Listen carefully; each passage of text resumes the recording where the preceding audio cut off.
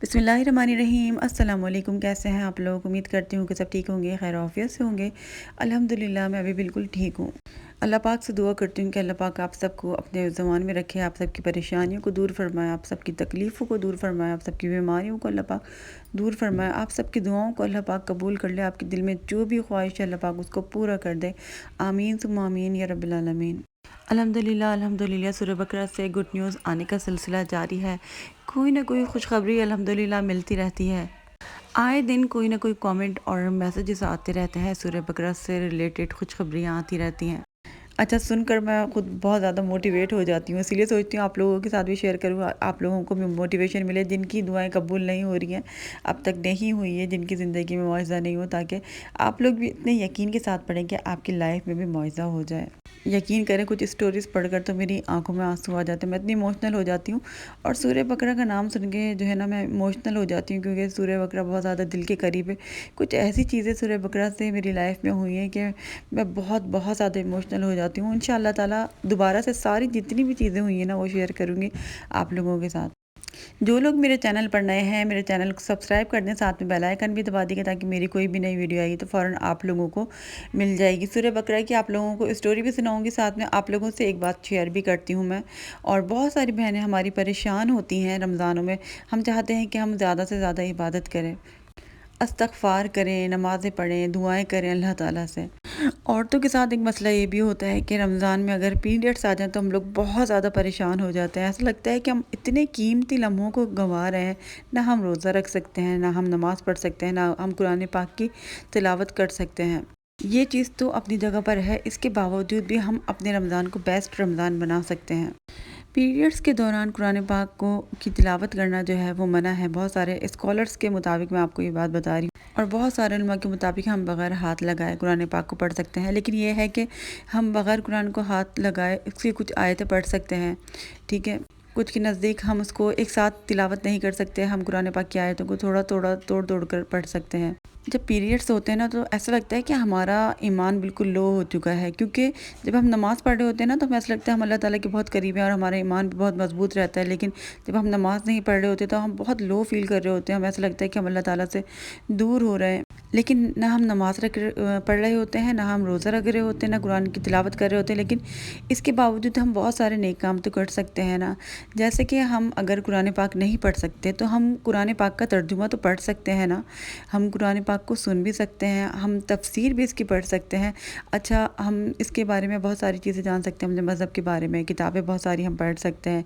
इसके अलावा आप देखें इतनी सारी वीडियोज़ आ रही होती हैं, वीडियो में हम लोगों को इतनी ज़्यादा नॉलेज दी जा रही होती है, इस्लामी वीडियोज़ होती हैं, वो देखें।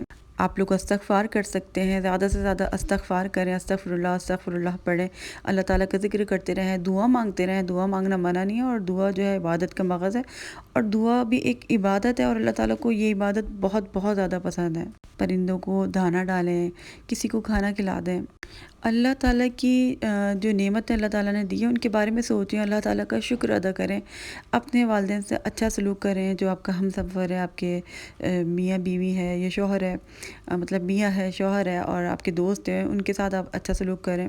मतलब दुनियावी मामलात में अपनी जो आपकी नीयत है ना, आप उसको इतना अच्छा रखें कि वो आपकी इबादत में शुमार हो जाए। और देखिए, यहाँ तक कि अगर हम रोज़ा छोड़ रहे हैं, हम नमाज़ छोड़ रहे हैं, हम तिलावत नहीं कर रहे, तो ये भी हम अल्लाह ताला की फर्माबरदारी कर रहे हैं ना, क्योंकि ये भी अल्लाह ताला ने हमें हुक्म दिया है, तो ये भी एक नेकी हुई ना, अल्लाह की रज़ा में राज़ी रहना। तो इस रमज़ान में आपको आपकी नेकियां नहीं रुकना चाहिए, किसी तरीके से भी आपने बस नेकी करनी है, ठीक है। आप रोज़ा रखें या ना रखें, लेकिन आपकी जो है ना नेकियों में इजाफ़ा ही होना चाहिए, क्योंकि एक एक चीज़ का बहुत बहुत ज़्यादा आपको अजर मिलने वाला है। तो कोशिश करनी है ज़्यादा से ज़्यादा नेकियां कमानी है। चलिए, जो आज की स्टोरी आई है, जो कमेंट आया है, वो आप लोगों को पढ़वाती हूँ। वो है रिदा नासिर का। ये कहती है, अस्सलाम वालेकुम आप ही, मैंने अपने पहले अकाउंट से भी आपका पेज फॉलो किया हुआ था, तब मैंने आपको बताया था मैं अपने भाई की वीज़ा के लिए पढ़ रही हूँ सूरह बकरा। मैंने ये सूरह 8 महीने पढ़ी, लेकिन फिर भी भाई का वीज़ा रिजेक्ट हो गया। हम बहुत मायूस हुए थे, लेकिन फिर जब हमने गौर करना शुरू किया तो हमने देखा कि इस वक्त पढ़ने के दौरान मेरे अब्बू पे 1 करोड़ का कर्ज़ था, और वो किस तरह हमने सबका कर्ज़ उतार दिया हमें पता ही नहीं चला, अल्हम्दुलिल्लाह। और दूसरा मौइज़ा یہ ہے کہ جو لوگ ہمارے ساتھ مخلص ہیں وہ بھی نظر آ گئے، اور جو ہمارے دشمن تھے وہ بھی نظر آ گئے۔ اللہ تعالیٰ کا شکر ہے، سورہ بقرہ ضرور پڑھنی چاہیے، آج سے میں نے پھر سے شروع کر دی ہے۔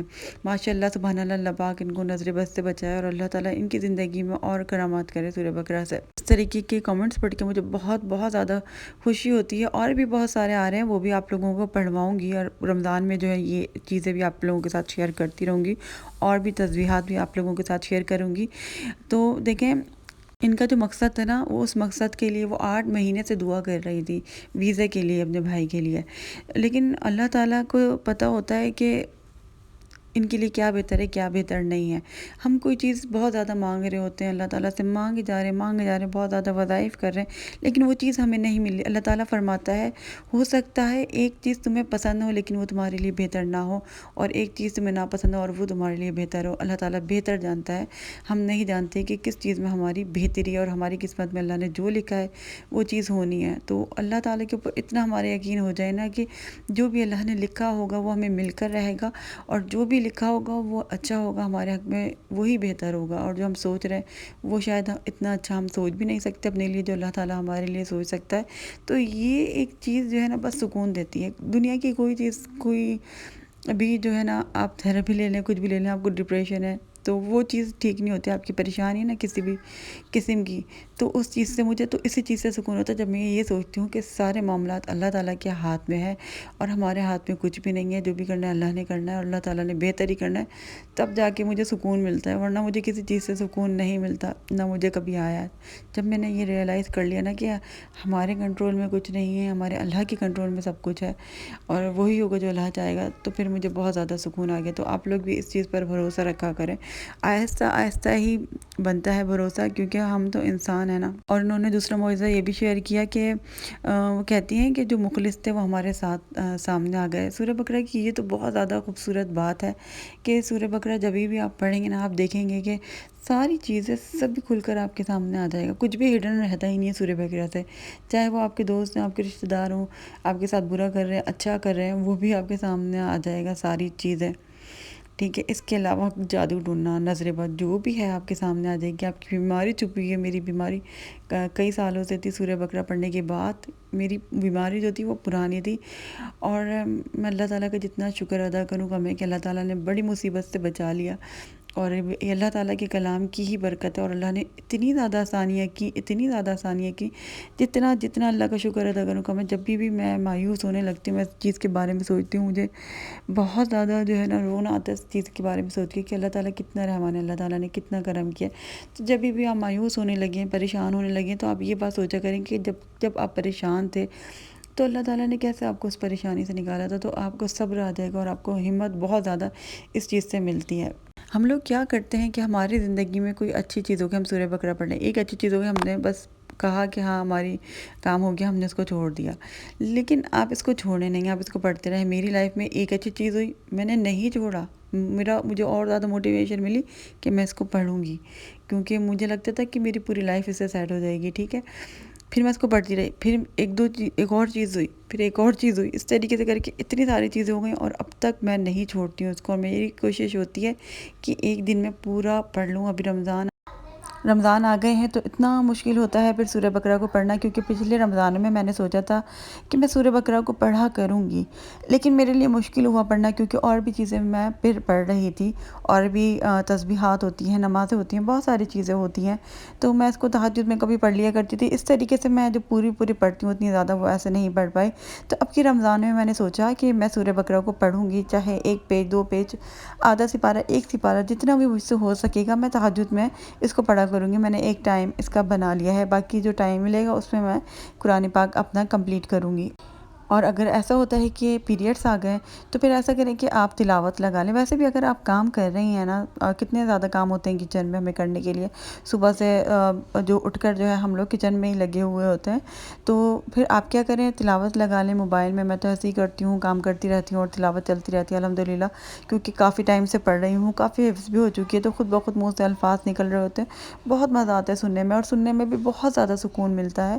تو اگر آپ پڑھ نہیں سکتے تو پھر آپ اس کو سنیں، لیکن بہت سارے لوگ کہہ رہے تھے کہ ہم اس کو سن لیں، صرف سن لیں، सुन लें, इसका बहुत ज़्यादा सवाब है, बहुत फ़ायदा भी होगा, लेकिन जो पढ़ने की बात है ना वो अलग ही है। तो चलें आप लोगों की दुआएं शामिल करती हूँ। एक सिस्टर कहती है मेरे बेटा अहमद रज़ा के लिए खुसूसी दुआ कीजिएगा, मैट्रिक के पेपर्स में वो अच्छे नंबर्स में पास हो जाए। कहती है हम काले जादू का शिकार हैं, मैं अपनी बेटी की कंडीशन बयान नहीं कर सकती, लेकिन मैं उसके लिए बहुत परेशान रहती हूँ। अल्लाह पाक आपके लिए आसानियाँ पैदा फरमाए। परवेज़ मुश्ताक कहती हैं कि मेरे लिए दुआ करें कि मुझे अल्लाह ताला नेक औलाद करे। मेरी शादी को 8 साल हो गए, अल्लाह पाक इनको नेक औलाद से नवाज़े, आमीन। रूबी खान कहती हैं कि मेरे बच्चों के लिए अल्लाह से दुआ करिएगा, दानी ज़ैद अल्लाह उनको आफियत वाली नमाज़ पढ़ने वाला बनाए और उनके आफियत वाले काम बनाए। अल्लाह उनके सारे काम बना दे जिस काम की कोशिश कर रहे हैं, आमीन सुम्मा आमीन या रब्बिल आलमीन। मायरा तारिक कहती हैं कि मुझे अपना घर चेंज करना है, मेरे लिए बहुत दुआ करिएगा कि हमें बहुत बड़ा सा घर मिल जाए और मेरे हस्बैंड की तरक्की हो जाए और मेरी बेटी मेडिकल कर ले, आमीन सुम्मा आमीन। सानिया परवीन कहती है कि सिस्टर मेरे लिए दुआ करिएगा, मेरे पास कुछ भी नहीं है, सेहत भी नहीं है, पैसे भी नहीं है और एज मेरी 25 हो रही है। मुझे 3 महीने से इन्फेक्शन हो गया है लंग्स में, मेरे पास दवाई के भी पैसे नहीं हैं। दुआ करिएगा सब ठीक हो जाए, मैं बहुत टेंशन में रहती हूँ। अल्लाह पाक इनके लिए आसानियाँ करें, इनकी बीमारी को ख़त्म करे। अल्लाह पाक इनको शिफाए कामिला अता फरमाए। इंशाल्लाह अगले व्लॉग में मुलाकात होगी, तब तक के लिए अल्लाह हाफ़िज़।